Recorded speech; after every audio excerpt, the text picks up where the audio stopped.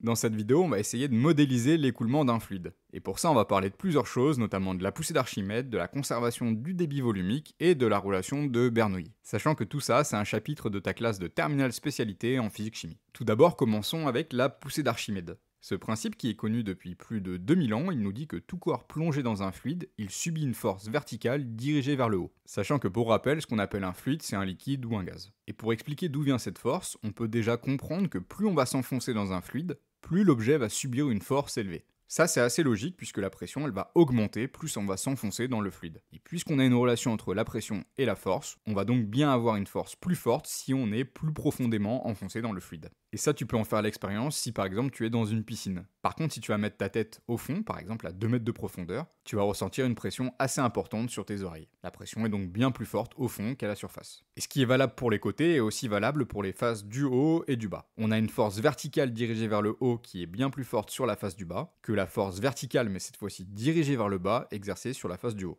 Maintenant, si on essaye de simplifier un peu tout ce qu'on a sous les yeux, on voit que les forces latérales, elles se compensent. Ce qui va s'exercer sur la partie de gauche va aussi s'exercer sur la partie de droite, de telle sorte que la résultante des deux, elle est nulle. On peut faire comme s'il n'y avait pas de force qui s'exerçait latéralement. Et on l'a dit, la force sur la face inférieure, elle est plus grande. On va donc avoir en résultante une force verticale dirigée vers le haut. Et la poussée d'Archimède, c'est ça, cette résultante de toutes les forces qui vont s'exercer sur la face externe de notre objet. Maintenant, on vient de voir les choses de manière qualitative, mais on peut aussi les quantifier, c'est-à-dire utiliser une formule pour calculer la valeur de la poussée d'Archimède. La poussée d'Archimède, on la note souvent avec la lettre pi, et puisque c'est une force, son unité, c'est le newton. La poussée d'Archimède, elle est égale à la masse volumique du fluide à l'extérieur de l'objet, on reviendra dessus par la suite, fois le volume de fluide déplacé, fois l'intensité de la pesanteur. Et fais bien attention aux unités, ici le volume de fluide déplacé, il sera en mètres cubes, et la masse volumique, elle sera en kilos par mètre cube. Je te le disais dans la formule, on a deux termes sur lesquels il va falloir être très vigilant. Le volume de fluide déplacé, c'est le volume de l'objet qui est immergé dans le fluide qu'on est en train de considérer. Donc dans l'exemple d'une montgolfière, c'est le volume du ballon.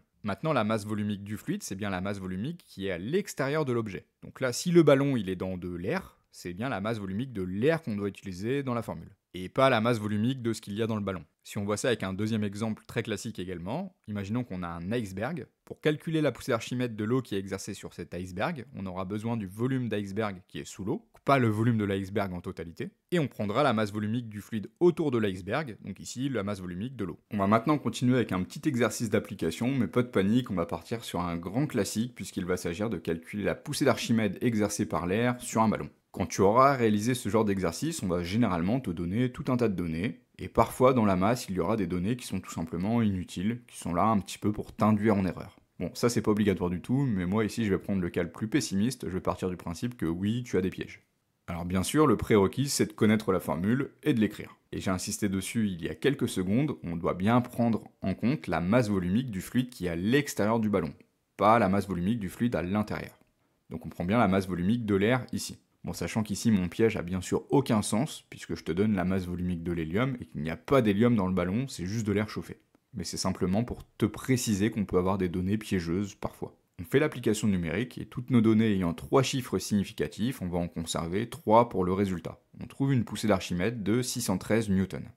Dans la question 2, on nous demande cette fois-ci de calculer la valeur du poids du ballon plus la nacelle. Sachant que pour calculer la valeur d'un poids qui est une force, on va utiliser la formule qu'on connaît bien maintenant depuis la fin du collège, le début du lycée, P est égal à M fois G. Ici on a une seule masse dans les données, 30 kg, c'est donc cette masse qu'on va utiliser. Bon, encore une fois, ici il s'agit d'un tout petit ballon, puisque visiblement on ne peut pas faire rentrer de personnes dedans, vu la masse de l'ensemble.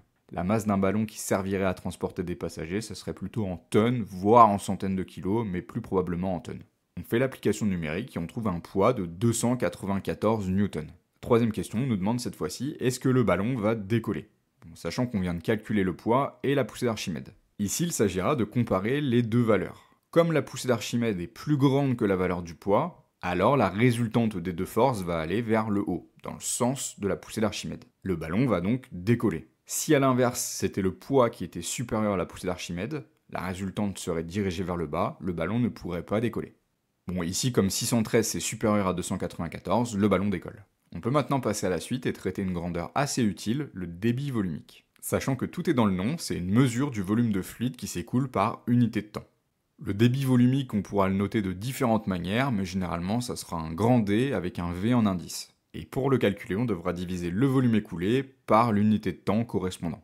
Sachant que pour les unités, ça peut varier, mais bon, si le volume écoulé est en mètres cubes, alors le débit volumique sera en mètres cubes par quelque chose. Si la durée est en secondes, alors le débit volumique sera en unité de volume par seconde.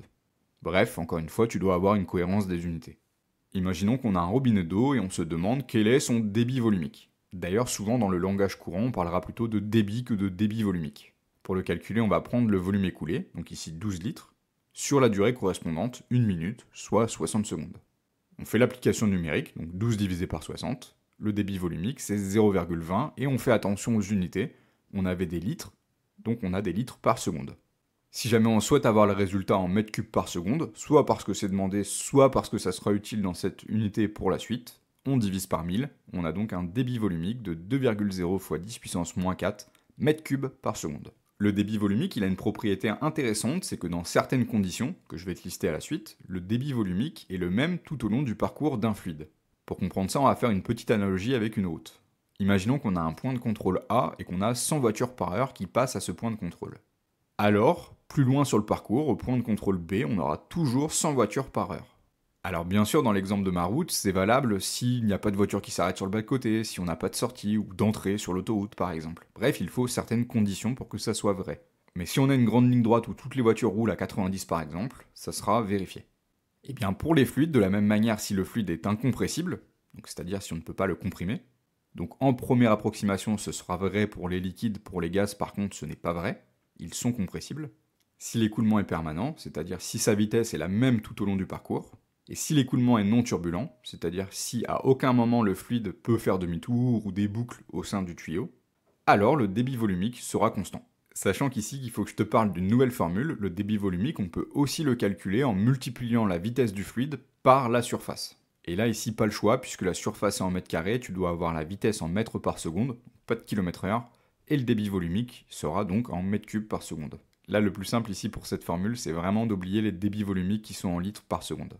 Concrètement, cette formule, on va l'utiliser lorsqu'on va avoir des réductions ou des agrandissements de sections lors de l'écoulement d'un fluide. Imaginons qu'ici, lors du point de passage jaune, on mesure le débit volumique, qui est égal à la vitesse 1, donc la vitesse à ce point de passage, fois la section 1, donc la section dans ce tuyau à ce niveau. On a une réduction de la section au niveau du point de passage vert, donc le tuyau se rétrécit. S2 sera donc plus petit que S1, et comme le débit volumique est conservé, on a V2 qui sera supérieur à V1. Lorsque la section est réduite, puisque le débit volumique est conservé, le fluide doit accélérer. Si on a cette fois-ci un agrandissement de section, on a S3 ici qui est supérieur à S2 et à S1, alors, puisqu'il y a conservation du débit volumique, V3 doit diminuer. Le fluide ralentit lors d'un agrandissement de section. Et on a bien une égalité entre ces trois produits. V1 fois S1 est égal à V2 fois S2 est égal à V3 fois S3. Ça peut être utile pour faire certaines applications numériques lors de tes exercices. Et ça, tu peux vraiment en faire l'expérience assez simplement chez toi. Tu vas juste pincer la sortie d'un tuyau. En faisant ça, tu vas venir réduire la section d'écoulement. Dans ce cas-là, la vitesse sera augmentée. L'eau va sortir plus vite. Et comme je te le disais, on peut faire des applications numériques assez simples avec ce qu'on vient de voir. Imaginons que dans les données, on a la vitesse au point jaune, donc V1, la section au point jaune, S1, et la section au point vert, S2. On pourra en déduire la vitesse du fluide au niveau du point de passage vert, donc V2 qui sera égal à V1 fois S1 sur S2, c'est-à-dire en faisant l'application numérique 3 mètres par seconde. On voit bien que c'est supérieur à V1, l'eau va plus vite. Bien, on peut maintenant passer à la dernière notion de ce chapitre, la relation de Bernoulli. Et c'est probablement celle qui te donne un peu de migraine cette année, puisque les formules sont un peu plus longues que celles qu'on vient de voir juste avant. Plutôt que de te balancer la formule telle quelle, je te propose qu'on essaye d'expliquer les différents termes pour que tu comprennes d'où vient cette formule, ça te permettra de la mémoriser probablement plus facilement. Dans la relation de Bernoulli, on va suivre un certain volume de fluide dans la tuyauterie. Donc imaginons qu'on prend un petit volume, celui qu'il y a dans ce cylindre ici. Le fluide avance dans le tuyau et il se retrouve à un instant t plus tard, ici. Ça, c'est le même volume de fluide. Eh bien, la relation de Bernoulli, tout simplement, ce qu'elle va faire, c'est traduire la conservation de l'énergie mécanique du fluide. Puisque notre fluide, à n'importe quel instant dans le tuyau, il a une vitesse, il a donc une énergie cinétique. Mais le fluide, il a aussi une altitude, il a donc une énergie potentielle de pesanteur. Et dans le tuyau, notre fluide, il a aussi une pression, il a donc une énergie potentielle de pression. Bon, celle-ci, c'est peut-être une découverte pour toi à ce niveau-là, mais oui, lorsqu'un fluide a une pression, il a une énergie potentielle de pression. L'énergie cinétique, je te le rappelle, c'est égal à 1/2 de la masse fois V carré. L'énergie potentielle de pesanteur, c'est égal à m fois g fois h. où H c'est l'altitude du fluide, G l'intensité de la pesanteur, et M la masse du fluide. Et l'énergie potentielle de pression, c'est égal à la pression fois le volume. Et bien dans certains cas, on a une conservation de l'énergie mécanique. Bon ok, pour que cette égalité elle soit vraie, il faut prendre en compte un certain nombre d'approximations, mais souvent ces approximations sont plus ou moins réalistes. On pourra très souvent négliger les pertes. Et si le fluide est incompressible, alors le morceau de volume qu'on est en train de suivre, son volume va être constant tout le long, on a donc le droit de diviser par le volume, par grand V. Et ça reste toujours constant. Mais donc tu vois bien que la relation de Bernoulli, elle s'applique principalement sur les liquides, puisque les gaz ne sont pas incompressibles. Mais là maintenant on se retrouve dans le terme de l'énergie cinétique et le terme de l'énergie potentielle avec M divisé par V. Et ça, je te le rappelle, c'est égal à la masse volumique. Et dans le dernier terme, on a P fois V divisé par V, il nous reste donc plus que la pression. Finalement, on obtient cette égalité. Et bien ça, je te le donne dans le mille, c'est la relation de Bernoulli, celle que tu dois apprendre par cœur. Mais finalement, elle ne fait que traduire la conservation de l'énergie mécanique d'un fluide. Elle n'est donc pas si bizarre que ça. Et attention ici, petit piège, tu ne dois pas confondre ρ et P, donc la pression, dans cette formule. On a 2 fois ρ dans les deux premiers termes, par contre le troisième c'est bien la pression qu'on doit prendre en compte. Je te mets cette formule sous les yeux avec les bonnes unités pour que tu puisses t'en imprégner, éventuellement mettre pause si jamais tu veux noter ça sur ta feuille. Mais dans tous les cas, on va voir ça concrètement dans un petit exercice d'application tout de suite. Pour appliquer la relation de Bernoulli, on va souvent l'écrire en 2 points du trajet du fluide lors de son écoulement. Et pour différencier nos 2 points, on va utiliser des indices, donc ici l'indice 1 pour cette partie et l'indice 2 pour cette partie. Donc ici on se retrouve potentiellement avec 6 grandeurs qui peuvent varier, en plus de la masse volumique qu'on va généralement très souvent nous donner. Donc la vitesse aux 2 points, l'altitude aux 2 points et la pression aux 2 points. Mais qui dit altitude dit donc altitude 0, la référence, on doit donc avoir une référence quelque part.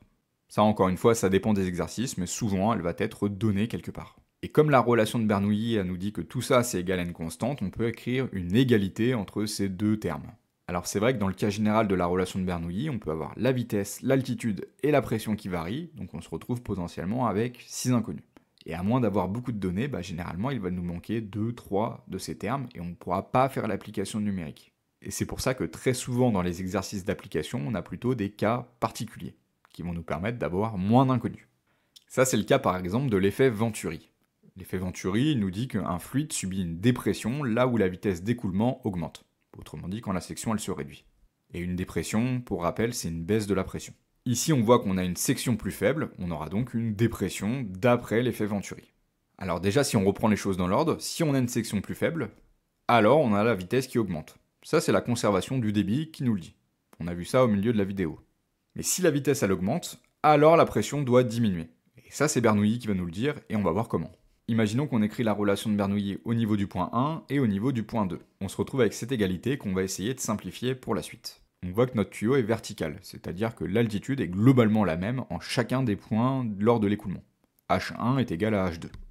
Donc puisque H1 c'est égal à H2, on va tout simplement appeler ça H, on va enlever l'indice et on remplace dans l'égalité. Mais puisqu'on a ce terme à gauche et à droite de l'égalité, on peut tout simplement les enlever, finalement on s'en moque un peu ici.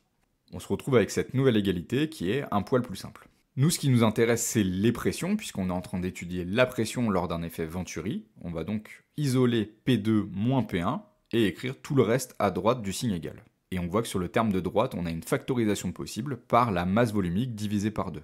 On obtient que P2 moins P1, c'est égal à la masse volumique divisée par 2, fois la vitesse au point 1 au carré, moins la vitesse au point 2 au carré. Cette égalité, on la note et on l'encadre, et on va essayer de réfléchir un peu à ce qui se passe à partir de cette égalité. Puisqu'on a une conservation des débits, on a le débit volumique au point 1 qui est égal au débit volumique au point 2, ça on l'a déjà dit un petit peu avant. On a donc la section au point 1 fois V1 qui est égale à S2 fois V2. La section au point 2 est plus petite que la section au point 1, donc V2 est plus grand que V1. Et si V2 est plus grand que V1, alors V2 au carré est aussi plus grand que V1 au carré, donc tout ce terme-là est négatif. Mais si le terme qui est à droite de l'égalité est négatif, alors le terme qui est à gauche de l'égalité doit aussi être négatif. Et donc P2 doit être plus faible que P1. Autrement dit, la pression a bien diminué lorsque la section est plus faible. C'est tout pour cette vidéo, n'hésite pas à aller jeter un œil sur mon site. Tu y trouveras tout un tas de contenus pour t'aider à avoir de bonnes notes en physique-chimie jusqu'au bac. Des fiches de révision, des e-books, des exos, bref, n'hésite pas à aller y jeter un œil. Et on se dit à bientôt pour de nouvelles vidéos.